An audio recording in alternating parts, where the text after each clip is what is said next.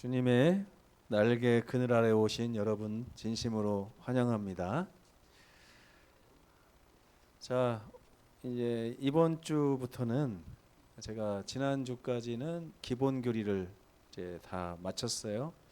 25번에 걸쳐서 말씀을 드렸고, 이제 13주에 걸쳐서 4월, 5월, 6월 이 세 달 동안에 성소에 대한 말씀을 좀 배울 겁니다. 이 성소는 굉장히 중요해요.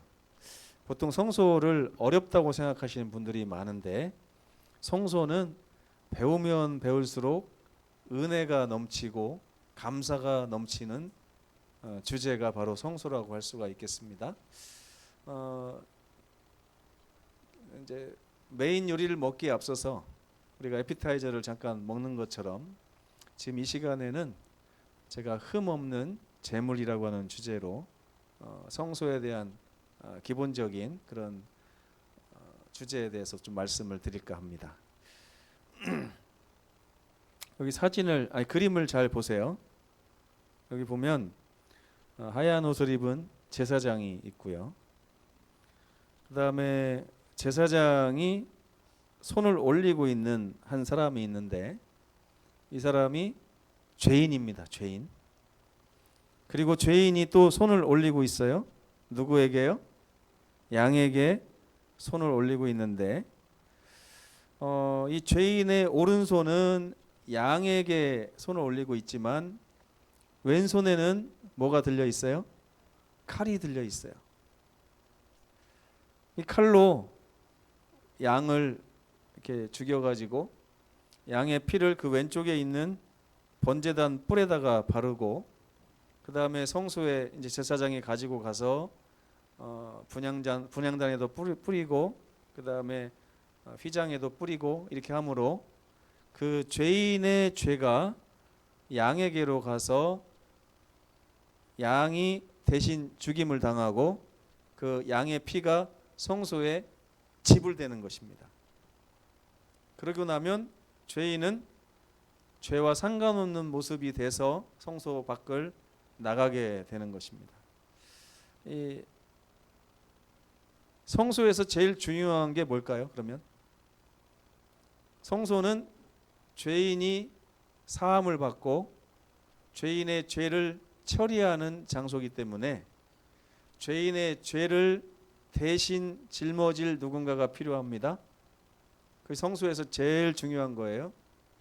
이 양인데, 이 양은 흠이 없어야 했습니다.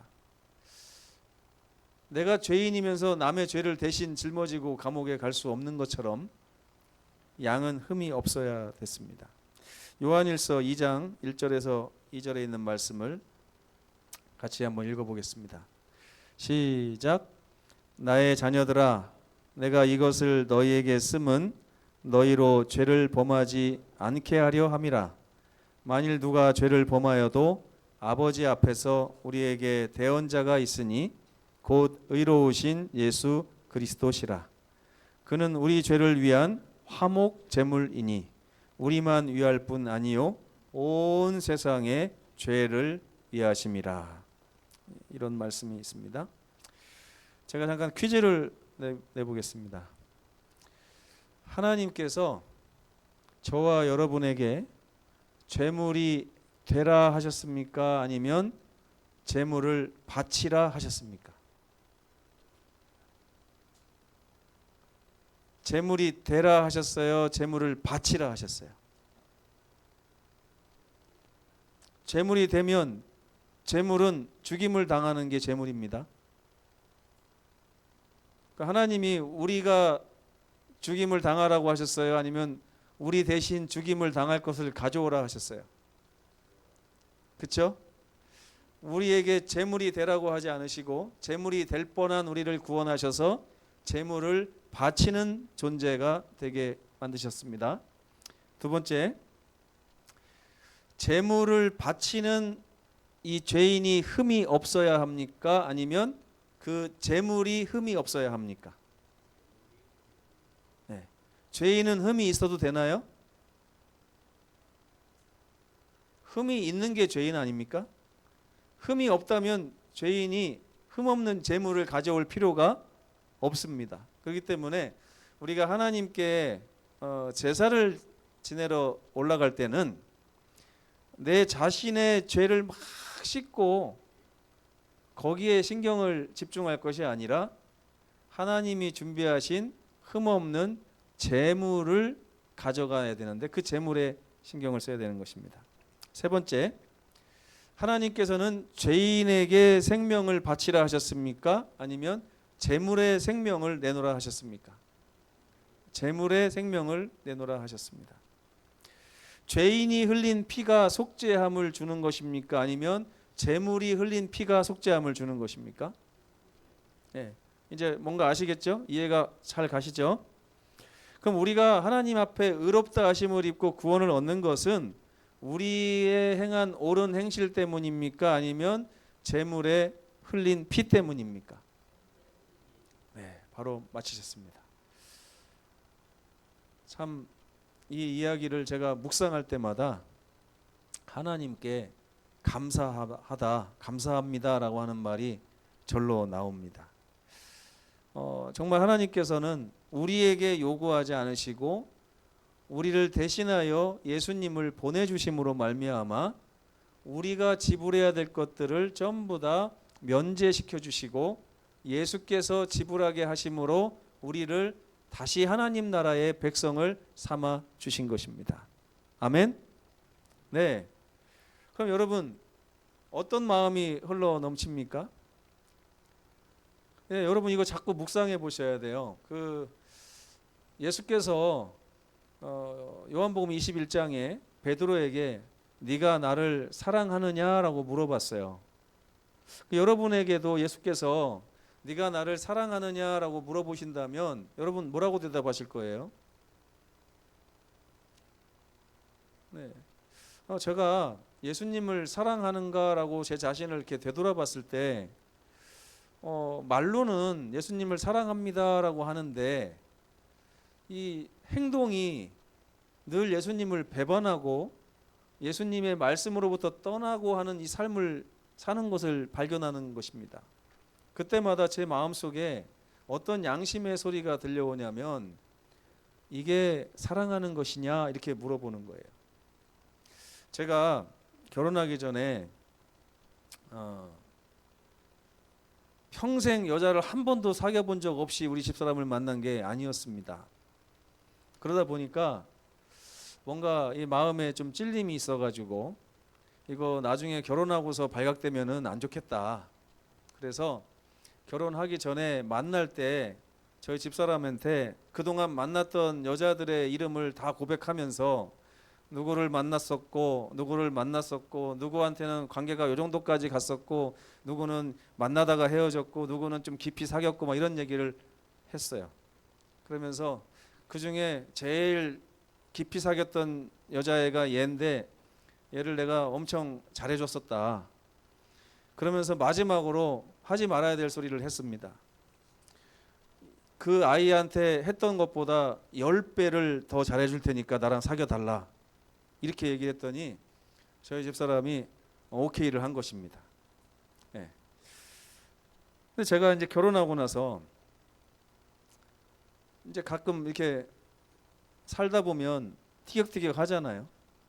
그때마다 저희 집사람이 무기를 꺼내는데 그 무기가 뭔지 아십니까? 이게 10배야 여보? 이렇게 얘기를 하는 거예요. 그때마다 저는 할 말이 없습니다. 그래서 말이라는 걸 함부로 하면 안 되는구나 이 생각을 했는데 가끔씩 제가 그걸 떠올리면서 10배를 행복하게 해줘야 되겠다는 생각을 많이 합니다. 근데 저희 집사람이 이게 10배야 라고 물어보는 것처럼 하나님도 우리의 삶을 보면서 너 나 사랑한다고 얘기했잖아. 너 나 믿는다며. 이게 믿는 거야? 이게 사랑하는 거야? 이게 신뢰하는 거야? 라고 말씀하실 수 있다는 것입니다. 이스라엘 백성들도요. 민수기에 보면 하나님께서 그리심산과 에벨산에서 축복과 저주를 딱 말씀하셨을 때 이스라엘 백성들이 뭐라고 했냐면 우리가 주께서 하신 말씀을 다 지키겠나이다 라고 고백했어요. 근데 그들이 약속을 지켰습니까? 못 지켰습니까? 약속을 못 지킬 때마다 하나님께서는 아마 이런 말씀을 하고 싶으셨을 거예요. 이게 지키는 거냐고. 근데 여러분,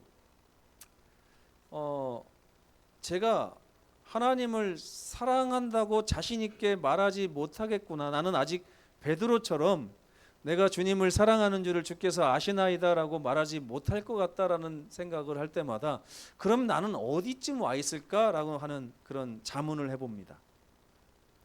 그래서 제가 연구를 많이 했어요. 하나님을 사랑하기까지는 우리가 어떤 과정을 거쳐야 될까? 근데 제가 찾아낸 답이 뭔지 아십니까? 어디서부터 시작해야 되냐면 하나님께서 이렇게 흠없는 재물을 나를 위해서 베풀어 주셨는데, 그것도 아무런 조건 없이 베풀어 주셨는데 너는 하나님께서 베풀어 주신 이 구원에 감사하고 있느냐라고 하는 질문에 저는 대답하기 위해서 곰곰이 묵상을 하게 되었습니다. 이 흠없는 재물에 대해서 묵상을 할 때마다 이것이 값없이 제공되었고 그로 말미암아 나의 신분이 더 이상 하나님께 간합을 받고 하늘나라 백성이 됐다는 사실로 인하여 감사하다고 하는 마음의 떨림이 나오게 되었습니다. 그래서 제가 하나님 사랑합니다라고 하는 말은 못할지언정 무슨 말까지는 하고 있냐면 하나님 감사합니다라고 하는 그런 기도는 날마다 올리고 있습니다. 근데 하나님 감사합니다, 하나님 감사합니다를 하다 보니까 나중에는 하나님이 조금씩 부드러운 하나님으로 바뀌고 조금씩 하나님에 대한 나의 마음이 신뢰하는 마음으로 변하는 것을 제가 느끼게 되었습니다. 그렇게 하나님을 신뢰하고 하나님께 감사하다 보면 우리가 13주 동안 배운 것처럼 시편의 기별이 뭐예요? 시편은 하나님께 찬양하는 노래, 하나님께 기도하는 기도문이라고 우리가 배웠지 않습니까? 하나님을 찬양하고 하나님께 기도하는 이 동기가 어디에 있냐면 하나님이 우리에게 이미 베풀어 주신 이 흠없는 재물 때문에 그런 것입니다. 이 재물을 드리는 종류와 방법이 있습니다. 제사에는 5가지 종류의 제사가 있어요. 첫 번째는 번제입니다. 번제. 번제는 어떤 이제 송아지를 드릴 때 어떻게 드리라는 거예요? 태울 번자를 써가지고 송아지를 불에 태워서 하나님께 드리는 제사입니다. 이걸 번제인데 이 번제는 송아지가 온전히 타서 없어지기 때문에 나는 없고 하나님께 나를 온전히 드린다는 의미이기 때문에 헌신의 제사라고 하는 것입니다. 헌신이 뭐예요? 내 몸을 하나님께 헌정한다, 드린다 이런 뜻입니다. 번제 다음에는 소제가 있습니다. 소제. 가루를 드리는 제사인데 하얀 가루를 드리는 거예요. 이 소제는 뭘 나타내냐면 우리가 조공을 드린다고 하잖아요. 조공. 작은 나라가 큰 나라에게 조공을 바치는 것처럼 하나님께 나는 완전히 속한 하나님의 백성임을 고백하는 제사가 소제예요. 나의 모든 것이 하나님의 것이고 나는 하나님께 속한 바 된 사람이다. 그 하나님과 나와의 관계를 정확하게 명시하는 제사가 소제라고 할 수가 있겠습니다. 이 소제는 동물로 하는 것이 아니라 곡식으로 하게 되어 있습니다. 세 번째는 화목제입니다. 화목제는 평화의 제사예요. 하나님께 내가 뭔가를 서원하는 것이 하나님 제가 앞으로 3년 동안 내 모든 직장을 내려놓고 하나님을 위해서 선교사의 삶을 살기를 원합니다라고 서원할 때 드리는 제사가 화목제입니다. 자원해서 하나님 제가 요번에 하나님께 너무 감사해서 제가 지금 산 땅을 하나님께 드릴 것입니다. 언젠가 팔리기만 하면 전액을 하나님께 드리겠습니다라고 하나님께 서원하는 것, 이것도 화목제라고 할 수가 있겠습니다. 이 세 가지가 굉장히 중요해요. 그래서 내 자신을 하나님께 온전히 드리는 번제, 그리고 내 모든 것이 하나님께 속해 있다고 고백하는 소제, 그리고 특별히 하나님과 나와의 관계 속에서 너무 감사해서 나의 예물을 자원하는 마음으로 내 시간이나 나의 재능이나 나의 소유를 하나님께 구별해서 드리는 제사를 화목제라고 하는 것입니다. 이거는 의무적인 건 아니고요, 자원하는 심령으로 할 수 있는 제사입니다. 근데 이스라엘 백성들이 하는 2가지 의무적인 제사가 있어요. 그 제사 2가지가 뭐냐면 속죄제와 속건제입니다. 이 속죄제는 하나님께 죄를 범했을 때 제사를 지내는 것을 속죄제라고 합니다. 속건제는 형제에게 죄를 범했을 때 드리는 이 속죄제 이제 제사를 속건제라고 얘기를 하는 것입니다. 이렇게 5가지 제사가 있어요. 번제, 소제, 화목제는 의무적이 아니고 자원하는 제사, 그리고 속죄제와 속건제는 반드시 드려야 되는 의무의 제사라고 할 수가 있겠습니다. 근데 이 5가지 제사를 드리는 4가지 방법이 있습니다. 어떻게 4가지 방법이 있냐면, 불로 태울 때는 화제라고 그래요. 화제. 그리고 거제가 있는데 들거자입니다. 들거자를 써서 하나님께 번제단 위에서 이렇게 들어 드리는 거. 하나님께 내 거를 드립니다라고 하는 제사예요. 이거를 거제라고 하고요. 또 요제가 있어요. 성소 안에 들어가서 제물을 막 이렇게 흔들어요. 하나님 앞에서 흔드는 것인데 이것은 성소 안에서 드려지는 요제라고 할 수가 있겠습니다. 그리고 전제가 있는데요. 드려질 제물 위에다가 포도주를 이렇게 쑥 부으면 이게 부을 전자를 써가지고 전제입니다. 그래서 제사 드리는 방법은 불로 태우거나 하나님께 들어서 드리거나 하나님께 흔들어서 드리거나 하나님께 부어서 드리는 4가지 방법이 있는 것입니다. 이것이 제사의 전부예요. 이 제사의 종류와 방법을 보면 하나님께서 우리에게 무엇을 바라고 계신지를 알 수가 있는 것입니다. 근데 여러분, 성소의 뜰에서 이 번제단에서 그 하나님의 영광이 있는 지성소까지의 거리가 약 75피트입니다. 미터로 말하면 22.86미터예요. 야구 선수가 투수가 포수까지 던지는 거리가 얼마인지 아십니까? 18.44m. 1844년 기억하기 쉽잖아요. 야구 선수들이 공을 던지는 거리가 18.44m인데 여기를 시속 0.4km로 날아갑니다. 초속. 그렇게 되면 이게 막 160km, 150km 이렇게 나오거든요. 그런데 75피트라고 하는 거리는 투수가 포수에게 던지는 거리보다 불과 한 4.5m 정도 더 먼 거리거든요. 이 거리를 죄인이 하나님께 나아가야 되는데 이 22.86m를 줄일 수 있는 방법이 이 세상에는 존재하지 않아요. 죄인은 어떠한 재물을 가지고 가도 22.86m가 되는 하나님과 죄인과의 거리를 줄일 수 있는 방법이 없습니다. 예전에 제가 전화번호를 끝자리를 2286으로 쓴 적이 있어요. 하나님과 나 사이의 거리가 2286이다. 그래가지고 이 2286을 어떻게 내가 줄일 수 있을까 이렇게 생각한 적이 있었어요. 대학 다닐 때. 근데 우리의 힘으로는 절대 이 거리를 없애거나 줄일 수 없습니다. 온전히 하나님께서만 그렇게 할 수 있는데, 그렇기 때문에 이 죄인들에게 있어서 우주에서 가장 먼 거리가 바로 75피트다라고 어떤 학자는 이야기를 합니다. 도저히 이 거리를 건너가지를 못하는 것입니다. 근데 하나님께서 그런 우리를 불쌍히 여기셔서 우리에게 제공하신 선물이 바로 흠없는 제물인데, 이 제물을 통했을 때 우리는 그 거리를 비로소 건너갈 수 있게 되는 것입니다. 이 죄인들은 흠없는 제물을 통해서만 하나님과의 거리를 좁혀가지고 하나님과 화목할 수가 있게 되는 것입니다.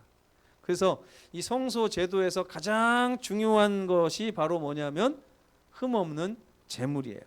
이보다 더 중요한 것이 없습니다. 그 6월절에 애굽을 나올 때도 해질녘에 하나님께서는 똑같은 이 제물을 요구하신 적이 있습니다. 출애굽기 12장 5절에 보니까 너희 어린 양은 흠없고 1년 된 수컷으로 하되 양이나 염소 중에서 취하라, 이런 말씀이 있고요. 요한일서의 요한은 그는 우리 죄를 위한 화목제물이니 우리만 위할 뿐 아니요 온 세상의 죄를 위하심이라. 근데 예수님은 세상 죄를 지고 가시는 하나님의 어린 양인데 왜 예수님을 화목제물이라고 부르는 걸까요? 여러분 혹시 아시는 분 있으세요? 왜 예수님을 화목제물이라고 할까요? 하나님과 우리 사이에 22.86m를 떨어져 있잖아요. 우리가 갈라져 있잖아요. 지금 이 거리를 없이 하심으로 우리를 다시 하나님과 만나게 하실 수 있는 제물이기 때문에 화목제물이라고 부르는 것입니다. 예수님이 하나님께서 우리에게 보내신 화목 제물이신 것입니다. 어떤 사람이 이런 질문을 합니다. 구원에 있어서 예수님의 피가 꼭 필요한가요? 나는 예수님이 지나가신 그 길을 모본을 따라서 걷기만 하면 충분하다고 생각하는데 어떻게 생각하시나요? 라고 이제 물어보시는 분들이 계신 것입니다. 여러분, 죄인들에게 필요한 것이 모본도 물론 필요합니다. 그렇죠? 근데 둘 중에 하나를 고르라고 하면 모본이 필요할까요? 피가 필요할까요? 피가 필요해요. 그 피는 우리가 만들어낼 수 없는 피고, 이 피는 하나님께서 우리에게 제공하신 피이기 때문에 하나님의 전적인 은혜라고 할 수가 있겠습니다. 그래서 죄인들은 결코 예수님과 같은 흠없는 생애는 살 수 없어요. 이미 이거는 밝혀진 것입니다. 제가 한번 예전에 실험을 해본 적이 있어요. 스탑워치를 딱 맞춰놓고서 지금부터 내가 얼마 동안 죄를 범하지 않고 살 수 있는가 한번 테스트 해본 적이 있습니다. 여러분 한번 해보신 적 있나요? 제가 친구 앞에서 스탑워치를 탁 켜면서 내가 지금부터 적어도 24시간 동안 죄를 범하지 않고 살겠다라고 서약을 한 다음에 스탑워치를 탁 켰습니다. 그런 다음에 딱 나가려고 했더니 친구가 한마디 하는 거예요. 너는 5분도 못 걸려서 죄를 범할 거야. 이렇게 말을 하는데요. 갑자기 화가 나더라고요. 그래가지고 속으로 저 자식이? 이렇게 마음이 딱 이런 말이 나오는 거예요. 그 친구는 5분을 봤는데 저는 5초를 못 버텼습니다. 스탑워치를 탁 켜고서 친구한테 내가 앞으로 24시간 동안 죄를 범하지 않을 거야. 잘 지켜봐. 했더니 친구가 너는 5분도 못 버틸 거야. 한순간 제가 저 자식이? 그러면서 죄를 범하더라고요. 그게 바로 우리의 한계입니다, 여러분. 근데 이렇게 죄를 범할 수밖에 없는 죄인들에게 하나님이 그렇게 멀리 떨어져 있는 것처럼 우리가 느껴지는 이 죄인들에게 하나님께서 선물을 주셨는데 흠없고 점없는 예수님을 우리에게 보내주셔서 우리 대신 죄의 짐을 짓고 돌아가게 하심으로 저와 여러분을 건져 주신 것입니다. 예수님은 우리처럼 흠 있는 사람이 아니라 죄를 범치 아니하시고 그 입에 괴사도 없으신 바로 그런 분이신 것입니다. 우리는 모본이 필요한 것이 아니라 구세주이신 예수님이 필요한 것이죠. 구원의 유일한 길은 그분의 모본이라기보다는 그분이 십자가에서 흘린 피라는 것입니다. 저는 성소를 통하여 계속해서 13주 동안에 하나님께서 우리에게 어떠한 선물을 주셨는가 하는 것을 공부하기를 원합니다. 그리고 그 공부한 결과로 저와 여러분의 입술에서 하나님 감사합니다. 이런 선물 주셔서 하나님 감사합니다. 하나님이 이 재물을 우리에게 주심으로 말미암아 우리가 나음을 입고 하늘나라 백성이 돼서 영생을 누리도록 해주셔서 감사합니다. 감사합니다. 이 감사가 넘치는 삶을 통하여 하나님이 그리워지고 그분의 재림이 기다려지고 또한 그분과 함께 있는 시간이 즐거워지는 경험을 통하여 나중에 우리도 베드로처럼 하나님 저도 하나님을 사랑합니다 라고 말할 수 있기까지 우리가 자라나게 되기를 간절히 바라는 것입니다. 결론으로 말씀드리면 여전히 변하지 않는 것이 있습니다. 여러분, 구약의 성소 제도가 지금 폐하해졌나요? 폐하해지지 않았나요? 제사 제도가 지금 폐하해졌어요? 폐하해지지 않았어요? 폐하해진 것처럼 보이죠? 더 이상 양을 잡아가지고 드리는 제사는 없어졌습니다. 그러나 성경은 그렇게 얘기하지 않아요. 이제 동물의 피를 가지고 드리는 제사는 멈추어도 된다. 하지만 제사를 드리지 말라는 말이 아니라 내가 십자가를 통하여 너희를 위하여 예수의 피를 흘렸으니 이제 너희는 동물의 피가 아닌 예수의 피를 가지고 나에게 나아올 수 있게 된 것이다 라고 말씀하고 계신 것입니다. 우리는 이제 동물의 피 대신에 십자가에서 흘리신 예수님의 피를 가지고 날마다 은혜의 보좌에 나아오라는 초청을 받고 있습니다. 성소는 날마다 가야 되는 거예요. 그래서 그날 저녁마다 혹은 아침마다 하나님께 가셔서 하나님, 나에게 주신 예수님의 보배로운 보혈로 말미암아 오늘도 나의 지은 모든 죄가 주님 앞에서 용서를 받고 간합하심을 받게 된 것 하나님 너무나 감사합니다. 내가 이렇게 주님의 은혜로 살 수 있게 되었음을 감사하고 나에게 주신 영생의 소망을 굳게 붙잡고 주님을 기다리며 살겠습니다라는 고백을 올리시는 저와 여러분 되시기를 간절히 바랍니다. 오직 흠없고 점없는 어린 양 같은 예수 그리스도의 보배로운 피로 우리가 나음을 입게 된 것입니다. 우리는 드디어 동물의 피로 드리는 흠 있는 제사가 아니라 십자가의 보혈로 인해 드리는 흠 없는 제사를 드릴 수 있게 되었습니다. 죄인들에게 필요한 보배로운 피를 이미 2000년 전에 우리 주님께서 흘리셨습니다. 그 피는 저와 여러분의 것으로 주신 바 된 것입니다. 바로 성소는 그러한 보혈의 선물을 우리에게 말하고 예표하는 장소이기 때문에 앞으로 계속해서 연구하면서 하나님의 큰 사랑을 맛보고 경험했으면 좋겠습니다. 십자가의 보혈을 마음에 새기는 저와 여러분 되시기를 간절히 바라면서 오늘 말씀 마치겠습니다. 이제 준비하신